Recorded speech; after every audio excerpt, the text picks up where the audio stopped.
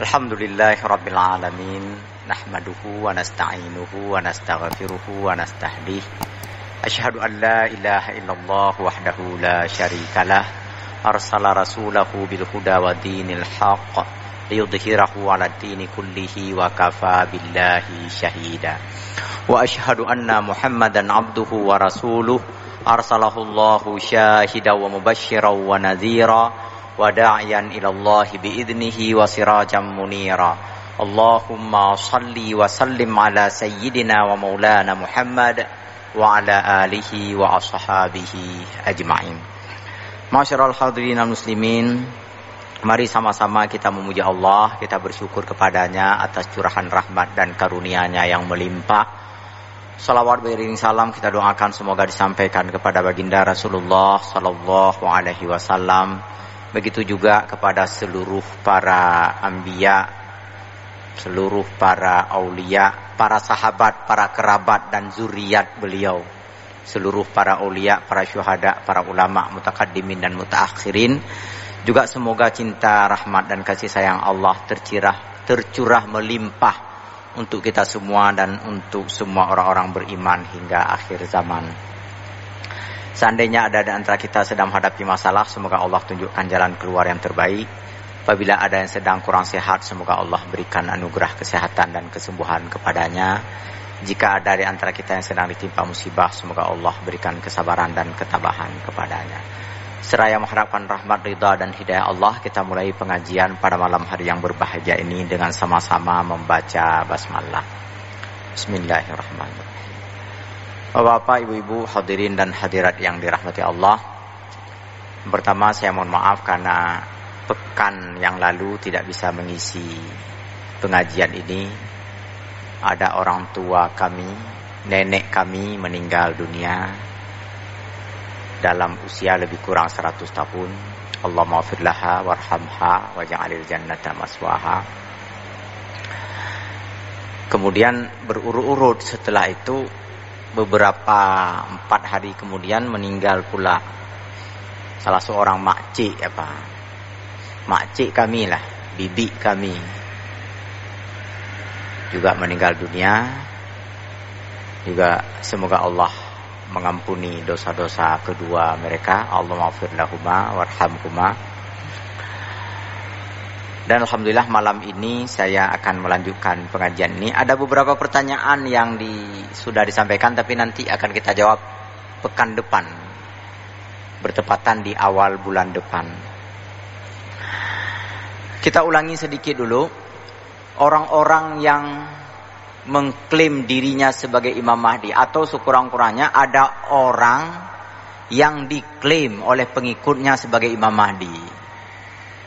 Sudah kita sebutkan dulu. Yang pertama, orang Syiah pada umumnya yang ekstrim itu berkeyakinan bahwa Imam Mahdi itu adalah imam ke-12 dari urut-urutan imam mereka, yang bernama Muhammad bin Hasan al-Askari al-Mahdi. Sebelumnya saya sudah pernah sampaikan di sini bahwa umat Islam beraliran Syiah umumnya ini meyakini bahwa para imam itu ada 12 orang. Yang pertama adalah Ali bin Abi Thalib. Yang kedua Hasan bin Ali atau Al-Mujtaba. Yang ketiga Husain bin Ali. Yang keempat Ali Zainal Abidin. Yang kelima Muhammad Al-Baqir. Yang keenam Ja'far As-Sadiq. Yang ketujuh Musa Al-Kazim. Yang kedelapan Ali Ar-Ridha. Yang kesembilan Muhammad bin Ali Al-Jawad. Yang ke-10 Ali Al-Hadi bin Muhammad. Yang ke-11 Hasan Al-Askari. Dan yang ke-12 Muhammad bin Hasan Al-Askari Al-Mahdi. Yang Muhammad bin Al-Hasan ini diyakini oleh mereka pada usia 5 tahun menghilang masuk ke dalam terowongan Samira. Terjadi pada tahun 260 Hijriah. Dalam usia masih 5 tahun. Sejak kehilangan itu dianggap sebagai imam gaib dan akan ditunggu kemunculan atau kehadirannya di akhir zaman nanti dalam kondisi sudah dewasa. Tapi memang lama sekali dewasanya, 1000 tahun lebih kan. Tapi begitulah keyakinan pengikut Syiah. Jadi pengikut Syiah umumnya meyakini bahwa Imam Mahdi itu adalah imam ke-12 mereka yang bernama Muhammad bin Hasan Al-Mahdi. Kemudian ada seorang yang dulunya penganut agama Yahudi memeluk Islam di detik-detik terakhir dari kehidupan Rasulullah. Sangat loyal kepada Ali bin Abi Thalib, memuja-muja Ali, tetapi di sisi lain juga menyebabkan pertikaian antar umat Islam. Abdullah bin Saba namanya. Ia meyakini yang menjadi Imam Mahdi nanti adalah Ali bin Abi Thalib. Walaupun sudah meninggal, tapi nanti dibangkitkan kembali, kata Abdullah bin Saba ini. Dan tentu saja pendapat ini bertentangan dengan mayoritas ulama. Kemudian yang ketiga ada Al-Mukhtar bin Ubaid As-Saqafi. Dia mengklaim bahwa Imam Mahdi itu adalah Muhammad bin Al-Hanafiyah, anak Imam Ali juga, anak Sayyidina Ali, bukan dari istri beliau yang bernama Fatimah binti Rasulillah, tetapi dari istri yang bernama Khawlah binti Ja'far, dari kalangan Bani Al-Hanifah, orang Iran, orang Syria, orang Persia. Meninggal di waktu kecil. Diyakini meninggalnya nanti akan bangkit di akhir zaman sebagai Imam Mahdi. Kemudian yang keempat ada pengikut Kaisaniyah, juga pecahan dari Syiah. Mereka meyakini bahwa Al-Hanafiyah juga sebagai Al-Mahdi, sebagai Imam Mahdi. Kemudian yang kelima ada Muhammad bin Abdullah bin Al-Hasan bin Ali. Ini orang yang digelar Zun Nafsi Zakiyah. Kehidupannya sangat bersih. Rajin mendirikan salat sunat dan rajin berpuasa sunat. Orang yang taat beribadah, orang yang saleh. Beliau sendiri tidak pernah mengaku dirinya sebagai Imam Mahdi, tetapi orang-orang lain, terutama orang-orang Syiah, orang-orang yang loyal kepada Ali, meyakini bahwa ini salah seorang di antara keturunan Ali yang bernama Muhammad bin Abdullah, inilah yang menjadi Imam Mahdi nanti di akhir zaman kelak. Beliau sebenarnya sudah meninggal sejak tahun 145 Hijriah. Baik, yang keenam, Ubaidullah bin Maimun Al-Qaddah. Ini sudah kita bahas pada pertemuan yang lalu. Ini pemimpin pemberontakan Karamitah, salah satu sekte dalam masyarakat Syiah yang memberontak kepada penguasa yang sah waktu itu di bawah dinasti Abbasiyah atau Bani Abbas di masa Khalifah Ja'far Al-Mansur. Ia memimpin pemberontakan dan mengklaim dirinya sebagai Imam Mahdi. Sehingga banyak orang-orang Syiah ikut, bahkan yang bukan Syiah juga ikut bersamanya. Ikut berperang melawan pemerintah yang sah waktu itu. Pemberontakannya lama sekali. Bahkan sepeninggal Ubaidullah pun ia masih diagung-agungkan oleh pengikutnya. Sehingga bisa mendirikan beberapa pusat kekuasaan di Syria, di Palestina, bahkan hingga ke Mesir. Ia sendiri meninggal pada tahun 317 Hijriah.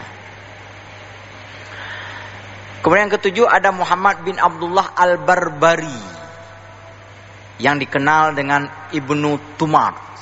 Ia mengklaim diri sebagai keturunan Rasulullah melalui jalur Ali bin Abi Thalib juga. Dan mengklaim diri sebagai Al-Mahdi. Ini yang saya katakan memperdayai orang banyak sekali.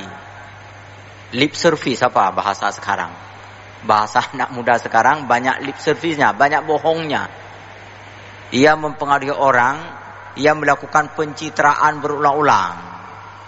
Kebohongan yang dikemas dengan keindahan-keindahan sehingga banyak orang terpana dan terpesona. Lalu menganggapnya sebagai Imam Mahdi. Satu di antara tipu dayanya yang sangat terkenal adalah membayar pengikut-pengikut setianya untuk pura-pura mati.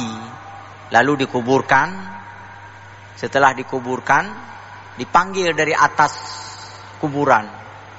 wahai orang-orang yang telah mati, benarkah saya adalah Al-Mahdi? Dia tanya kepada pengikutnya yang sudah dibayar tadi. Maka pengikutnya pun menjawab, benar, engkau adalah Mahdi. Engkau tidak berdosa. Engkau manusia suci, kata orang-orang yang sudah dikuburkan oleh dia yang dibayar itu. Sampai begitu triknya ya, untuk menipu banyak sekali orang. Ia pun dipuja-puja setelah itu. Orang meninggal saja mengakui keimamannya, mengakui bahwa Ibnu Tumart ini sebagai Al-Mahdi. Maka semakin besar pengaruhnya. Lama-lama kan dia khawatir juga nih, seandainya nanti dibongkar lagi kuburannya, ketahuan sama orang bahwa orang mati itu hidup, orang hidup pura-pura mati, maka nggak dibongkar lagi kuburannya. Nah, inilah kejamnya ini. Dibiarkan saja itu mati pelan-pelan di dalam kuburan yang dibuat itu. Dan dia juga melarang pengikut-pengikutnya yang lain untuk membongkar kuburan itu. Dan Bapak Ibu tahu kalau sudah penguasa yang memerintah, penguasa yang melarang, tentu sulit untuk dibantah. Nah. Jadi terbunuhlah, meninggallah sejumlah orang tadi. Saya lupa berapa jumlah orangnya. Ada yang mengatakan belasan orang, ada yang mengatakan bahkan puluhan orang. Itu dikuburkan hidup-hidup. Nanti mati pelan-pelan di dalam kuburan karena nggak dibongkar lagi. Untuk sekali lagi mengelabui orang-orang agar membuat pengakuan terhadap dirinya sebagai Imam Mahdi. Ini pengakuan terhadap Imam Mahdi. Kita lanjutkan. Ada seorang ulama sufi yang bernama Muhammad Ahmad bin Abdullah As-Sudani, orang Sudan, yang juga sangat saleh, sangat taat, berilmu, dan ada satu lagi, berani melawan penjajahan Inggris atas Afrika. Sudan dijajah oleh Afrika. Muncul pemberontakan demi pemberontakan dapat dipatahkan oleh Inggris. Perlawanan demi perlawanan dapat dipatahkan oleh Inggris. Maka Muhammad Ahmad bin Abdullah ini mempengaruhi banyak orang untuk melawan penjajahan Inggris. Orang-orang mau, karena orang-orang juga meyakini bahwa beliau ini sebagai Imam Mahdi. Maka muncullah perlawanan yang sangat sengit, dan Inggris pun berkali-kali mengalami kekalahan di bawah pimpinan Muhammad Ahmad bin Abdullah As-Sudani ini. Terkait dengan perjuangan beliau melawan Inggris, tentu patut kita apresiasi, patut kita puji, patut kita hargai. Cuma yang menjadi persoalan di sini, benarkah beliau mengklaim diri sebagai Imam Mahdi atau orang lain yang menyebut beliau sebagai Imam Mahdi? Kalau beliau mengklaim diri sebagai Imam Mahdi, berarti beliau pembohong, kan? Oleh karena itu maka kuat dugaan beliau tidak pernah mengakui sebagai Imam Mahdi. Orang-orang lain saja yang meyakininya sebagai Imam Mahdi. Lalu mereka bersama-sama dengan beliau untuk ikut berperang melawan penjajahan Inggris. Beliau meninggal tahun 1302 Hijriah atau 1885 Masehi. Kemudian ada lagi Muhammad bin Abdullah Al-Qattani. Ini orang Riyadh, orang Arab Saudi. Namanya persis seperti nama Nabi, kan? Muhammad bin Abdullah dari kabilah Qattan. Dia bermimpi, pengakuannya bermimpi. Seandainya benar ia bermimpi, pasti mimpinya dari setan. Seandainya nggak ada mimpi, berarti ada kebohongan yang diciptakannya. Menurut pengakuannya, ia bermimpi telah dilantik oleh Rasulullah sebagai Imam Mahdi. Lalu ia menceritakan, menginformasikan kepada banyak orang tentang impiannya ini. Sebahagian orang percaya dan ikut bersamanya. Ia pergi ke Ka'bah lalu minta dibaiat di sisi Ka'bah. Kan udah kita baca hadis kemarin bahwa Imam Mahdi nanti ismuhu yuwati usmi, kan? Nama Imam Mahdi itu kata Rasulullah seperti namaku. Kemudian fa abuhu yuwatiu ismi abi. Kemudian nama ayahnya juga ismu abihi yuwatiu ismi abi. Nama ayahnya juga menyamai nama ayahku. Kemudian dibaiat di sisi Ka'bah. Nah, itu hadis, itu sabda Rasulullah. Maka Muhammad bin Abdullah Al-Qahtani ini kebetulan namanya Muhammad, nama orang tuanya Abdullah. Lalu ia meminta dibaiat di sisi Ka'bah. Oh, banyak sekali orang terpengaruh waktu itu. Ini kayaknya ya, ini Imam Mahdi seperti yang terdapat dalam hadis Rasulullah. Namanya seperti nama Rasulullah, nama ayahnya seperti nama ayah Rasulullah. Lalu kemudian dibaiat di sisi Ka'bah. Banyak orang ikut. Tetapi Bapak Ibu berbahagia, ada ulama waktu itu yang mengetahui bahwa Muhammad bin Abdullah ini tidak ada apa-apanya. Nggak ada ciri-ciri lain yang menonjol pada dirinya sebagai Al-Mahdi. Lalu dikeluarkan fatwa, maka pihak keamanan Arab Saudi pun menangkapnya. Dan penangkapan dilakukan di Masjidil Haram itu sendiri. Hanya beberapa jam setelah membaiat diri. Atau setelah dibaiat oleh sejumlah orang waktu itu. Ini terjadi pada tahun 1980 Masehi. Belum terlalu lama. Maka dibekuklah Muhammad bin Abdullah, sang Imam Mahdi. Gadungan apa namanya ini ya. Bapak Ibu berbahagia, itu kira-kira ada 9. Ada lagi sebenarnya yang lain yang mengaku-ngaku sebagai Imam Mahdi tetapi tidak begitu besar pengaruhnya. Atau ada sejumlah orang lain yang diklaim sebagai Imam Mahdi oleh orang lain. Ini memang berbahaya Bapak. Ini kan masalah akidah. Bukan perkara kita harus atau tidak harus, wajib atau tidak wajib percaya kepada Imam Mahdi. Tetapi ketika kita meyakini kebenaran sabda Rasulullah tentang Imam Al-Mahdi, lalu kita sandarkan kepada orang tertentu yang penyandaran keliru. Saya teringat menjelang Pilpres dulu, itu ada tulisan warga Banda Aceh ini. Menyebut-nyebut nama seseorang dalam tulisannya itu.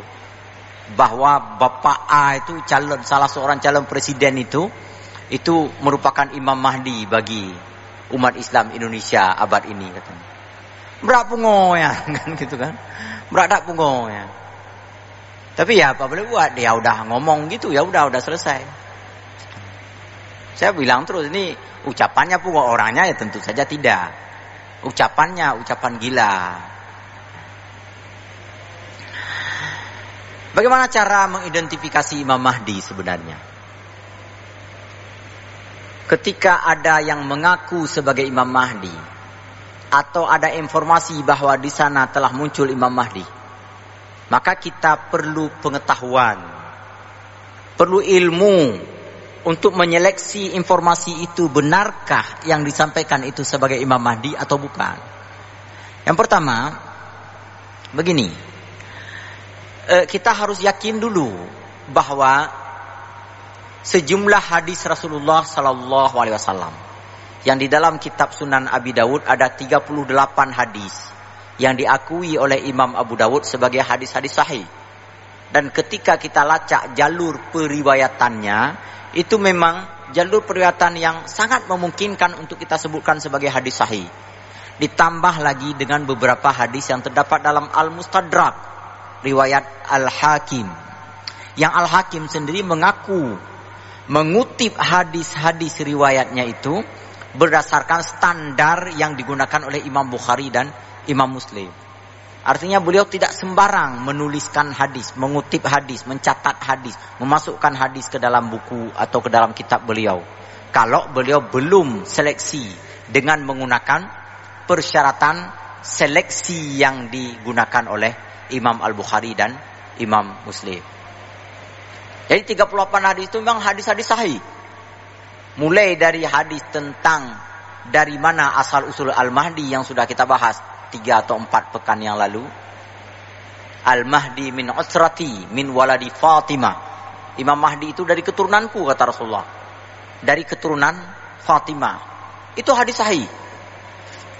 Jadi ketika kita yakin bahwa Imam Mahdi itu ada, benar-benar ada sebagaimana diinformasikan oleh Rasulullah sallallahu alaihi wasallam di dalam hadis-hadis sahih, maka kita tentu perlu pengetahuan lebih lanjut. Kita yang hidup di akhir zaman ini perlu pengetahuan dan ilmu lebih lanjut. Siapa yang Al-Mahdi itu? Apa ciri-cirinya? Bagaimana cara mengidentifikasinya? Karena kita yakin Imam Mahdi itu ada. Cuma kita nggak tahu yang mana Imam Mahdi itu. Oleh karenanya maka Muhammad Al-Arifi, penulis kitab ini, menyebutkan beberapa di antaranya tata cara atau identitas Imam Mahdi itu. Yang pertama, Imam Mahdi itu tidak berambisi untuk menjadi pemimpin. Ini yang pertama. Tidak berambisi, tidak suka, tidak ingin. Tidak meminta untuk dipilih, untuk dibaiat. Apalagi kampanye, nggak ada. Pasang-pasang pamflet pilih long cok peng ujuk apa, nggak ada itu, nggak ada. Memang tidak berambisi untuk menjadi pemimpin.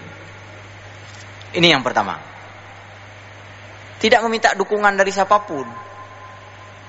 Tetapi ada naluri dalam dirinya. Untuk memimpin ada bakat yang diperlihatkannya.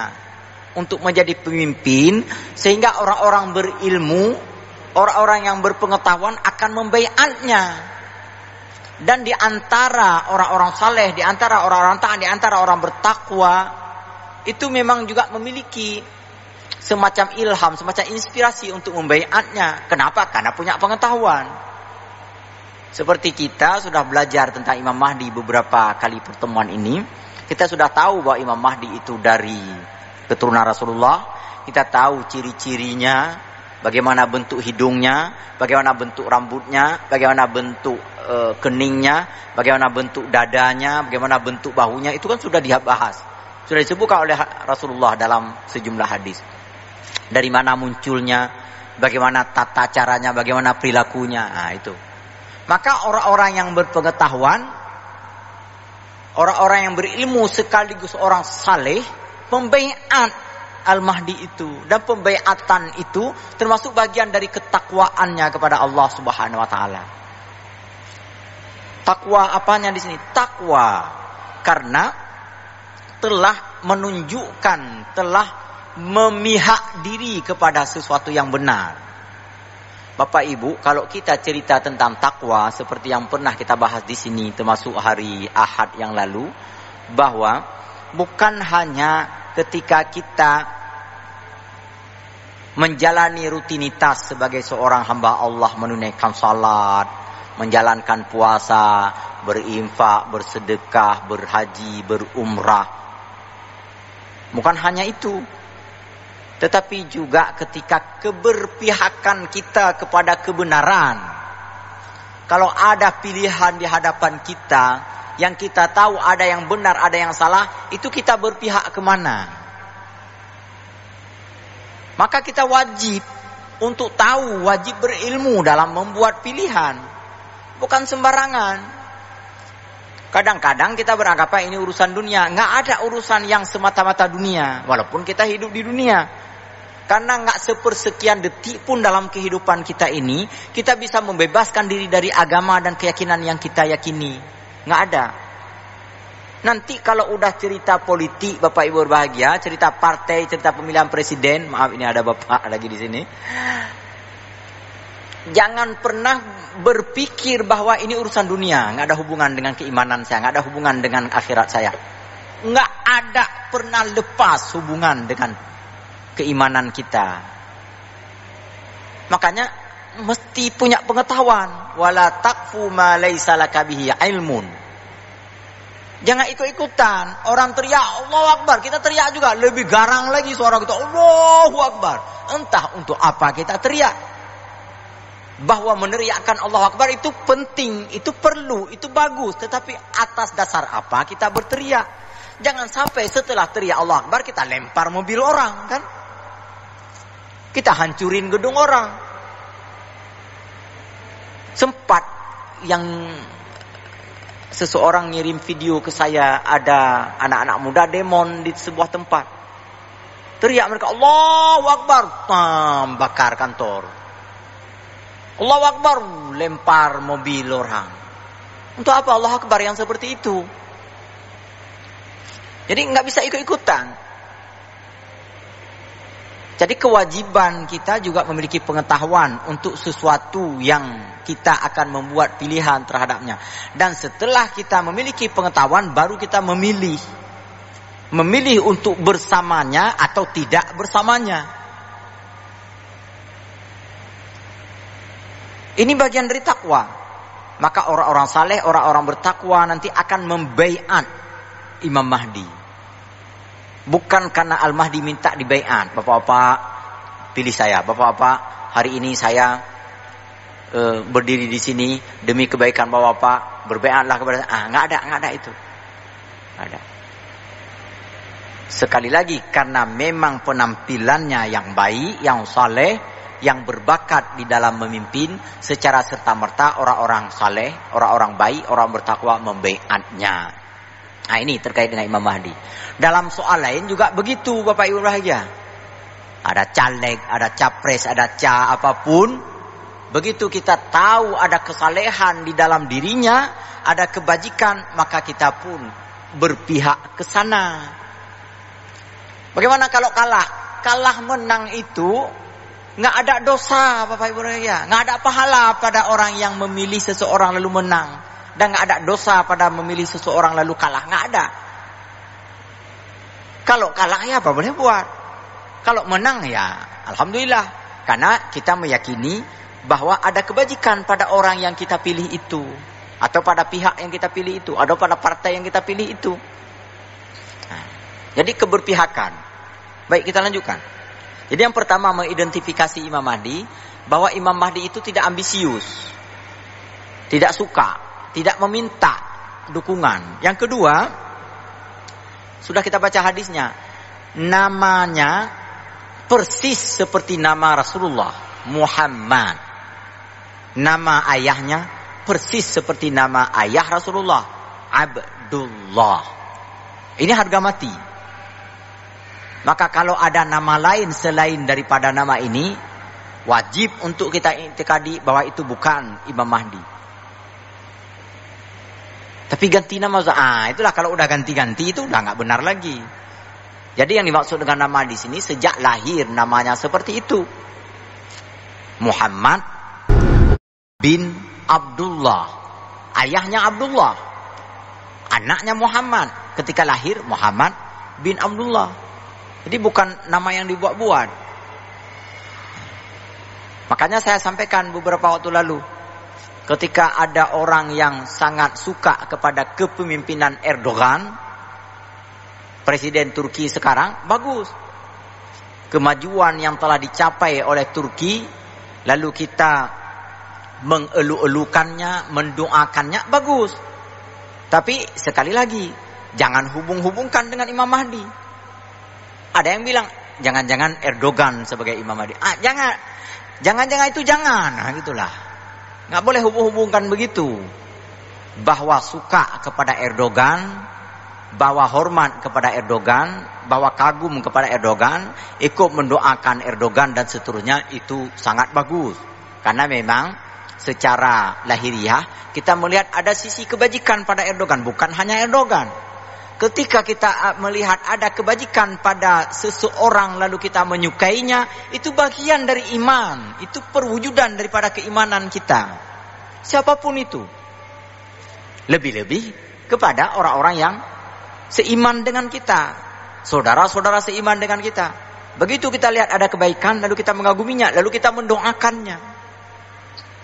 Itu bagian dari keimanan kita. Sebaliknya, ketika ada keburukan pada seseorang, maka kita pun mencelanya, menghindarinya, tidak memujinya, tidak berpihak kepadanya. Kalau kita tahu ada keburukan di sana, ada kebohongan yang terus-menerus, yang berulang-ulang, ada kekejaman, ada kezaliman terhadap para ulama, ada mengangkat orang-orang sendiri misalnya, angkat sebagai komisaris semua orang-orang sendiri sampai anjlok, hancur, lebur, bangkrut, sengkarut semua perusahaan-perusahaan milik negara. Jangan berpihak kepada yang seperti itu. Tapi kita nggak bisa berontak, kita nggak bisa melawan. Memang nggak boleh melawan. Cuma hati kita itu jangan berpihak ke sana. Haram hukumnya kita meloyalkan diri kepada penipu, kepada pencurang, kepada keparat, kepada pembangsat. Haram hukumnya. Lalu kepada apa? Kepada yang baik-baik, kepada orang-orang saleh, kepada orang-orang taat. Walaupun orang saleh itu dipenjara, walaupun orang saleh itu ditangkap, walaupun orang saleh itu nggak dapat jabatan, walaupun orang saleh itu dituduh macam-macam, tapi kita yakin bahwa orang itu adalah orang saleh, maka kita meloyalkan diri kepada orang yang saleh itu. Ini perkara iman, Bapak Ibu berbahagia. Nggak ada satu, sekali lagi nggak ada secuil pun dari kehidupan kita ini yang tak terhubung dengan keimanan di dalam hidup ini. Jangan bilang, ini urusan politik Ustaz, itu bukan. Politik pun akan bisa membawa kita kepada bangsat kalau kita memilih pihak-pihak kebangsatan. Akan membuat iman kita melayang, hilang ketika kita berpihak kepada yang tak beriman, kepada yang kejam, kepada yang garang, kepada yang zalim dan seterusnya. Kembali ke sini. Namanya adalah seperti nama Rasulullah. Ayahnya seperti nama ayah Rasulullah. Kemudian yang ketiga, identifikasinya adalah nasabnya bersambung dengan Rasulullah melalui Hasan bin Ali. Ini yang saya katakan beda Imam Mahdi yang diyakini oleh orang-orang Syiah dengan Imam Mahdi yang diyakini oleh orang-orang Ahlus Sunnah wal Jamaah. Orang-orang Syiah meyakini bahwa Imam Mahdi itu keturunan Husain. Sedangkan Ahlus Sunnah wal Jamaah, sebagaimana kita pahami dari pembahasan sebelumnya, Imam Mahdi ini keturunan Hasan bin Ali. Saya sudah menyampaikan apa hikmahnya. Di dalam kitab yang kita baca kemarin, itu disebutkan secara lebih detail bagaimana seorang Al-Hasan itu. Sepeninggal Ali, orang-orang membaiat Al-Hasan menjadi khalifah. Pada saat yang sama Muawiyah juga mengklaim diri sebagai khalifah di Syria, di Damaskus. Al-Hasan dengan penuh legowo, dengan penuh berbesar hati mengatakan, jangan sampai kita berpecah belah. Kalau memang di sana ada yang mengaku sebagai khalifah, mari kita sama-sama mengaku yang sana saja sebagai khalifah.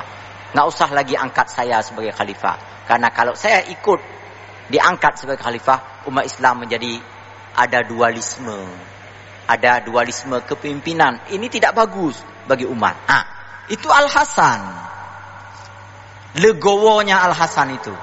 Oleh karenanya maka dari keturunan Al-Hasan itulah dipilih oleh Allah Subhanahu wa taala untuk menjadi Imam Mahdi akhir zaman kelak. Yang keempat, ciri-ciri fisiknya. Seperti beberapa hadis, ada 4 atau 5 hadis yang sudah kita baca dalam pertemuan lalu. Yang pertama, hidungnya mancung, aqnal anfi.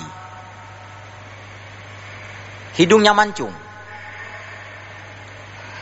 Kemudian keningnya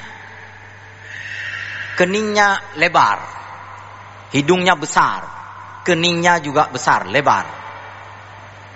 Kemudian badannya tegap, seperti badan atlet. Jadi nyomor rumput, perutnya buncit, lalu mengaku Imam Mahdi, nggak usah percaya itu. Badannya atletis, dadanya lebar, dadanya kekar, bahunya lebar. Jadi kalau diajak berperang cocok, begitu. Yang naurung panu, perut raya, lalu mengaku Imam Mahdi, jangan percaya itu. Atau hidungnya pesek misalnya, jangan, nggak ada. Karena ini dari hadis, dah hadisnya sahih. Selanjutnya, Identifikasi lainnya adalah identifikasi waktu, masa. Bukan masa dalam pengertian tahun berapa kemunculannya, di zaman mana, di zaman periode mana kemunculan, bukan. Maksudnya Imam Mahdi muncul di masa kezaliman dan kesewenang-wenangan merata di berbagai sisi di permukaan bumi. Di mana-mana kita menyimak orang mengeluh karena kezaliman penguasa. Ada penguasa tingkat rendah, gesi. Masyarakat mengaku gesi pihana adile. BLT enggak adil. Ini umpama saja, umpama. Gesi sudah enggak adil. Di atasnya camat enggak adil. Wali kota, maaf Pak, wali kota enggak adil. Gubernur juga enggak adil. Ini dirasakan oleh banyak orang, tapi bukan sekedar protes-protes, tapi betul-betul dirasakan oleh banyak orang. Walaupun tanpa protes, tetapi ada bukti-bukti yang memang bisa diamati. Presiden tidak adil, menteri tidak adil, rektor tidak adil, apalagi dekan tidak adil. Nggak ada keadilan lagi dirasakan oleh masyarakat. Kecurangan sudah merata di mana-mana. Mungkin orang-orang yang dekat dengan orang itu saja yang mendapatkan kemudahan dan kenikmatan. Ini situasinya seperti ini. Bukan hanya terjadi di sebuah negeri, tapi terjadi di banyak negeri di seluruh permukaan bumi. Ketika rakyat jelata di seluruh permukaan bumi ini merasakan disikapi secara curang, secara zalim oleh penguasa mereka. Baik penguasa level rendah, menengah, tinggi, di level pendidikan, di level kepolisian, di level kemiliteran, di level keuangan, di semua sisi. Pokoknya udah banyak yang zalim. Kemudian selanjutnya suasananya adalah ada penguasa waktu itu meninggal. Dalam hadis disebutkan khalifah, tuwfiyat khalifah. Ada khalifah yang meninggal, ada penguasa yang meninggal dunia. Lalu ada 3 calon penggantinya memperebutkan jabatan orang yang meninggal itu, penguasa yang baru meninggal itu. Katakanlah putra-putranya atau kader-kadernya. Kalau sistem pemerintahan di negeri kita kan mungkin bukan putranya, bukan putrinya, mungkin kadernya yang memperebutkan. Perebutannya berlangsung sangat alot sampai konflik, sampai perang. Jadi penguasa meninggal, lalu 3 orang generasi selanjutnya atau anaknya atau kadernya itu bertikai untuk memperebutkan kedudukan penguasa yang telah meninggal tadi. Nah, ini suasananya. Nah, dalam kondisi seperti inilah nanti datang Imam Mahdi. Yang ketiga, ibadah haji dan umrah dilarang atau tidak berani.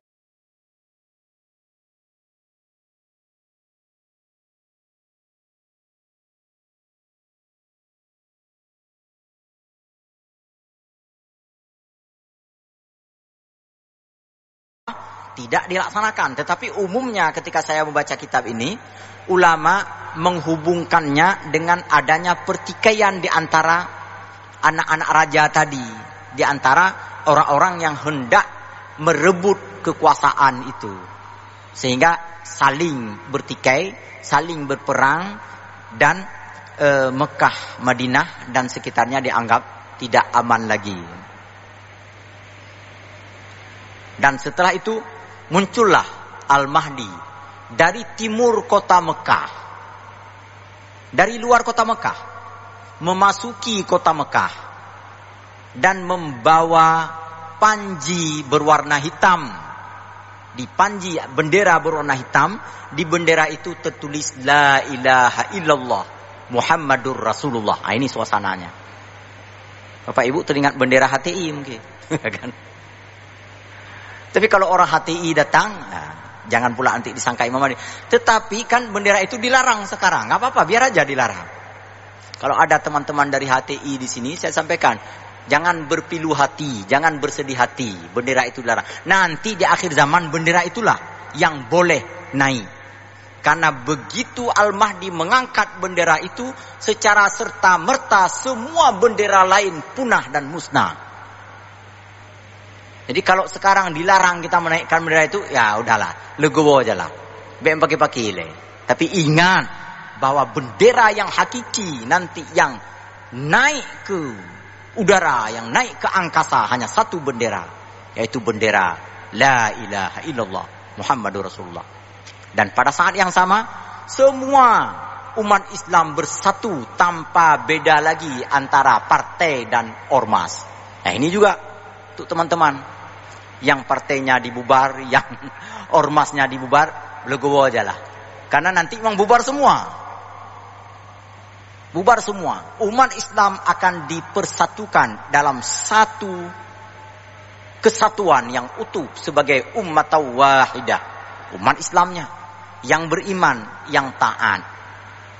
Hanya perlu waktu 1 malam saja bagi Al-Mahdi untuk diakui sebagai imam akhir zaman.